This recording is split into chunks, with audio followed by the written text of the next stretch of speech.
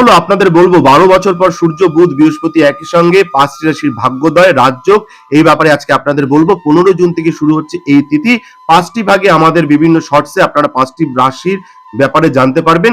দেখুন প্রথম, দ্বিতীয়, তৃতীয়, চতুর্থ এবং পঞ্চম রাশি। প্রথমে বলবো মিথুন রাশির কথা।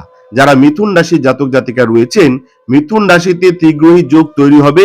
সূর্য, বৃহস্পতি এবং বুধ এই 3টি গ্রহ একসাথে চলার কারণে আপনার রাশিতে ত্রিগ্রহী যোগ তৈরি হবে। মিথুন রাশির লগ্ন ভাব অর্থাৎ প্রথম ঘরে এই সংমিশ্রণ তৈরি হবে, যার কারণে মিথুন রাশির জাতক জাতিকারা ভাগ্যের পূর্ণ সমর্থন পাবেন। এই সময় আপনি কর্মজীবনে বড় সাফল্য অর্জন করবেন।